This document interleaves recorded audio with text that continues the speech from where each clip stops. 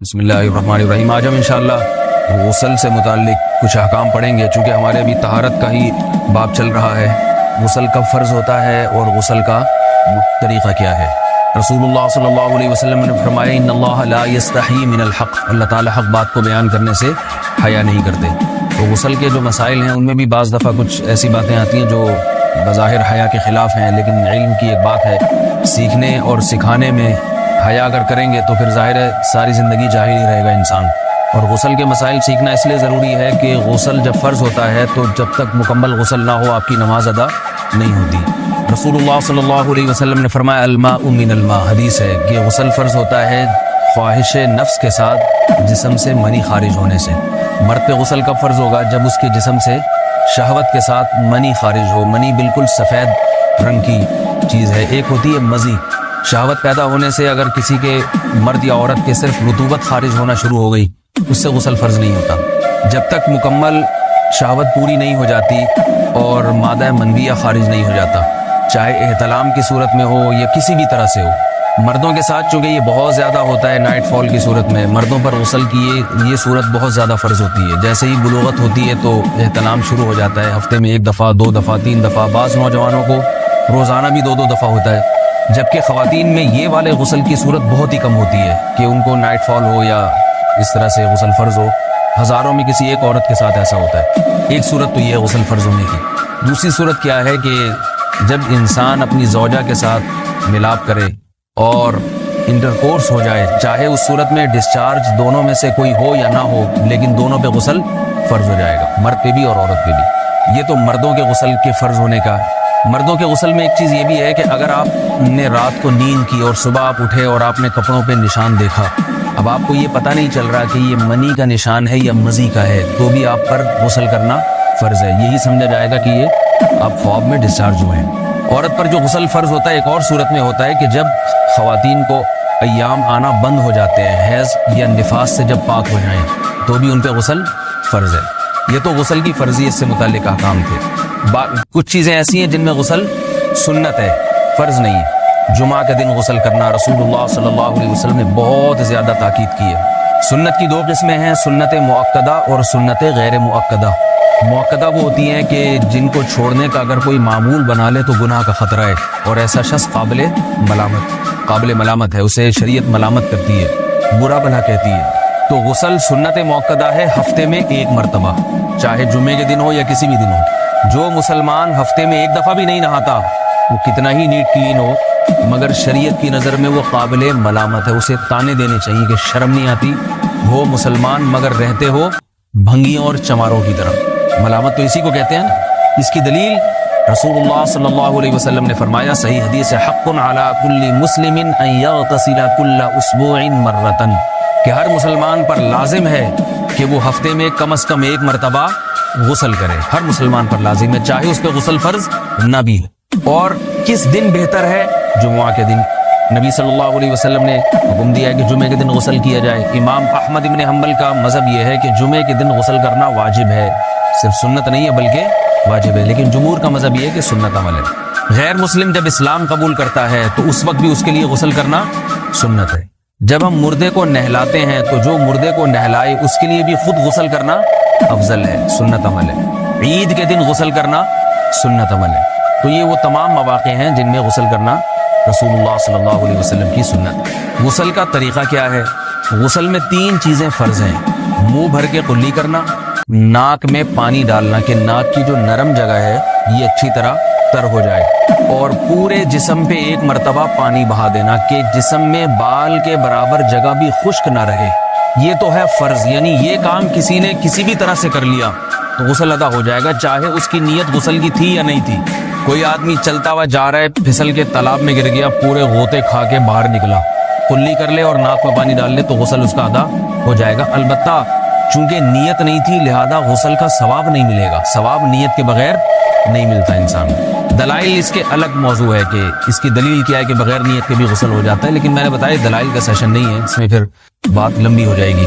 تو یہ تو ہے فرض، پورے جسم پہ پانی بہانا، قلی اور ناک میں پانی۔ سنت طریقہ کیا ہے؟ رسول اللہ صلی اللہ علیہ وسلم غسل کیسے کرتے تھے؟ سنت طریقہ جس پہ جو اختیار کرنا چاہیے وہ طریقہ یہ ہے کہ جب آپ غسل کے لیے بیٹھیں تو سب سے پہلے وہ جگہ دھوئیں جہاں نجاست اور ناپاکی لگی ہوئی ہے. نائٹ فال ہوا, کسی کو احتلام ہوا, تو جہاں جہاں گندگی لگی ہے پہلے اس جگہ کو دھوئیں. استنجا کریں, شرمگاہ کو دھوئیں اچھی طرح. سمجھ رہے ہیں بات کو؟ اس کے بعد ہاتھ دھوئیں اور مکمل وضو کریں جیسے ہم عام حالات میں وضو کرتے ہیں. مکمل وضو کرنے کے بعد دائیں کندھے پہ پانی ڈالا, لیفٹ سائڈ پہ پانی ڈالا. پہلے زمانے میں تو چلو سے غسل ہوتا تھا, ہاتھ دھو لیے تو اب چلو سے پانی لے کے یہاں ڈالا جا رہا ہے, چلو سے پانی لے کے یہاں ڈالا جا رہا ہے, پورے جسم پہ ملا جا رہا ہے, اور چلو سے پانی لے کے 3 دفعہ سر پہ ڈالا جا رہا ہے. تو آج کل چلو ولو تو ہے نہیں, شاور کے نیچے جا کے کھڑے ہو جاتے ہیں. تو اس میں یہ کہ شاور کھولے اس میں کھڑے ہو جائیں, سارے چلو اس میں خود بخود ہی ہو جائیں گے, پورے جسم پہ پانی بہہ جائے گا. نبی صلی اللہ علیہ وسلم کے دور میں یہ جدید چیزیں نہیں تھیں, شیمپو اور صابن. تو آپ صلی اللہ علیہ وسلم بیری کے پتوں سے غسل کی ترغیب دیا کرتے تھے. بیری کے پتوں کو اگر پانی میں پکایا جائے تو پانی میں میل کچیل صاف کرنے کی صلاحیت بہت بڑھ جاتی ہے.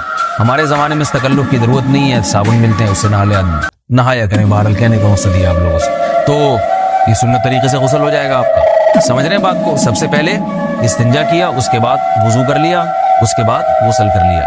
اگر کسی نے غسل میں وضو نہیں کیا اور ویسے ہی پورے جسم پہ پانی بہا دیا تو بھی اس کا وضو خود بخود ہو جائے گا. اس غسل سے وہ نماز پڑھ سکتا ہے, کیونکہ بعض لوگ غسل کرنے کے بعد دوبارہ وضو کر رہے ہوتے ہیں. اس کی ضرورت نہیں ہے, کیونکہ جب غسل کرتے ہیں تو وضو والے اعضاء تو خود بخود اس میں دھل جاتے ہیں. یہ ہے غسل کا طریقہ. وضو کیسے ٹوٹتا ہے؟ جن چیزوں سے غسل فرض ہوتا ہے ان چیزوں سے وضو تو بہرحال ٹوٹتا ہی ہے. اس کے علاوہ بھی وضو ٹوٹتا ہے. اس سے پچھلے لیکچر میں نے کچھ تفصیل بتائی تھی کہ نجاست جسم سے کہیں سے بھی خارج ہو جائے یا نجاست نکل کے بہہ پڑے.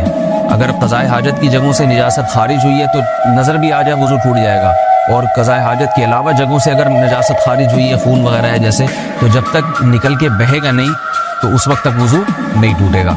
سمجھ رہے ہیں بات کو؟ وضو کا طریقہ کیا ہے؟ سب سے پہلے دونوں ہاتھوں کو دھویا جائے, 3 دفعہ کلی کی جائے, مسواک کی جائے, 3 دفعہ ناک میں پانی ڈالا جائے. پھر پورے چہرے کو, پیشانی یہ جو ہے جہاں سے پیشانی ہماری شروع ہو رہی ہے اور تھوڑی کے نیچے تھوڑی جہاں ختم ہو رہی ہے, اور ایک کان کی لو سے دوسرے کان کی لو تک 4 اعضاء ہیں وضو میں دھونا فرض ہیں. 1 چہرہ, نمبر 2 بازو, نمبر 3 سر کا مسا, چوتھائی سر, اور نمبر 4 پاؤں کو دھونا. اس کی دلیل قرآن مجید کی مشہور آیت ہے فَاغْسِلُوا وُجُوهَكُمْ وَأَيْدِيَكُمْ إِلَى الْمَرَافِقِ. اللہ فرماتے ہیں ایمان والو, جب نماز کا ارادہ ہو تو اپنے چہروں کو اور اپنے ہاتھوں کو دھو, سر کا مسا کرو اور پاؤں کو ٹخنوں سمیت دھو. دھونے کا حکم ہے قرآن مجید میں.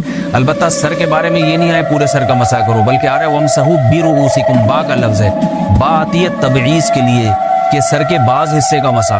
اب بعض حصے کا قرآن حدیث میں کہیں تذکرہ نہیں ہے, تو اس میں فقہاء کرام کے اجتہادات ہیں. امام شافعی فرماتے ہیں تھوڑا سا بھی ٹچ کر لیا سر کو ہو جائے گا. امام ابو حنیفہ فرماتے ہیں نہیں, کم از کم 1/4 کا ہونا ضروری ہے. سب کے اپنے اپنے دلائل ہیں, ان دلائل میں نہیں جاتا. فقہ حنفی کو جو فالو کرنے والے ہیں تو ان کو چاہیے کم از کم 1/4 سر کا مسا, یہ فرض ہونے کے لیے ضروری. مگر سنت کیا ہے؟ پورے سر کا مسا. نبی صلی اللہ علیہ وسلم دونوں ہاتھوں کو بھگو کے پورے سر کا مسا کرتے تھے ایسے. سمجھ رہے بات کو؟ اور مسا کے جو یہ ٹیکنیکل طریقے ہیں کہ آپ یوں پہلے انگلی بنائیں, پھر یوں لے کر جائیں, پھر یوں گھما کے لائیں, پھر یوں, یہ ٹیکنیکل طریقے حدیث سے ثابت نہیں. مسا کا طریقہ کیا ہے؟ بھیگا ہوا ہاتھ لے کے ایسے پورے سر کو ہو گیا. پھر حدیث میں یہ بھی ہے کہ یوں لے جاؤ اور یہ بھی ہے کہ 2 واپس بھی لے کر آؤ, دونوں طرح سے ثابت. تو ایسے بھی کر سکتے ہیں کہ یوں لے جائیں, اور ایسے بھی کر سکتے ہیں لے کے جائیں اور پھر واپس بھی لے آئیں, دونوں طریقے جائز ہیں. لیکن کم از کم سنت اتنی ہے کہ پورے سر کا مسا ہونا چاہیے. بعض لوگوں کو شو مارنے کا شوق ہوتا ہے, اگر وہ واپس لائیں تو بال ان کے خراب ہو جاتے ہیں, کہتے ہیں یار یہ پھر مسئلہ خراب ہو جائے گا. تو پھر ایسے لوگ صرف یوں ہی لے جائیں کافی ہے.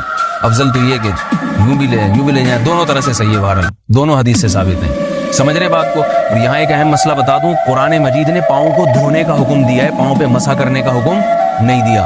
اور حدیث میں خفین پر مسا کرنے کا حکم ہے.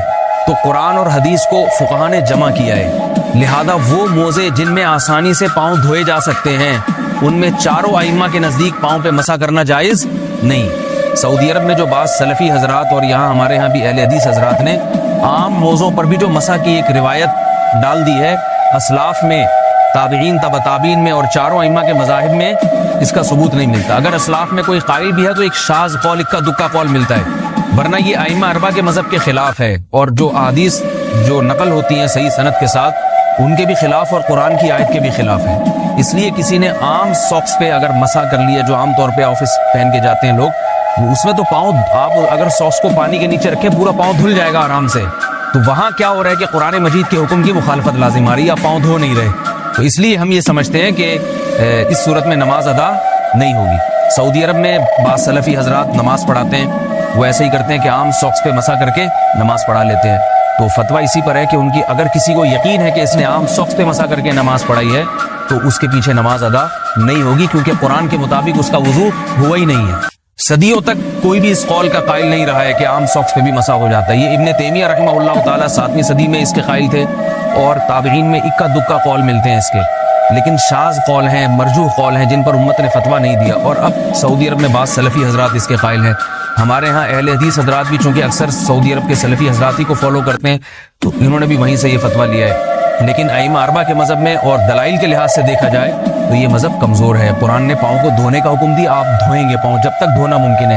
چمڑے کے موزے ہیں ان کو دھونا ممکن نہیں ہے اتارے بغیر، لہذا ان موزوں کے اوپر مسا ہو جائے گا. تو اس سے قرآن پر بھی عمل ہو جائے گا اور حدیث پر بھی عمل ہو جائے گا. اس لیے ائمہ اربعہ نے جو قرآن و حدیث کو سمجھ کے جو فیصلہ کیا ہے اس پہ چلنا ہمارے لیے زیادہ مفید ہے بنسبت آج کل کے جو علماء ہیں ان کی اپنی ذاتی آراء پر. اس لیے یہ بھی ایک وضو سے متعلق اہم مسئلہ تھا. سمجھ رہے ہیں؟ باقی تو ماشاءاللہ وضو کرنا سب کو آتا ہی ہے. اور وضو کے بعد دعا کیا ہے؟ کلمہ شہادت، اشہد ان لا الہ الا اللہ وحدہ لا شریک لہ اشہد ان محمدا عبدہ ورسولہ اللہم اجعلنی من التوابین واجعلنی من المتطہرین. اے اللہ تو مجھے بار بار توبہ کرنے والوں میں شامل کر دے اور بار بار پاکیزہ رہنے والوں میں شامل کر دے. توبہ اس لیے کہ میں نے ظاہری طہارت تو حاصل کر لی، مجھے روحانی طہارت بھی عطا کر دے. اگر میں نے گناہ کی ہوں تو مجھے ان سے بھی توبہ کی توفیق عطا فرما لے، تاکہ اس لحاظ سے بھی میرا وضو ہو جائے، اس لحاظ سے بھی میں پاک ہو جاؤں. سبحانک اللہم و بحمدک، نشہد ان لا الہ الا انت، نستغفرک و نتوب الیک.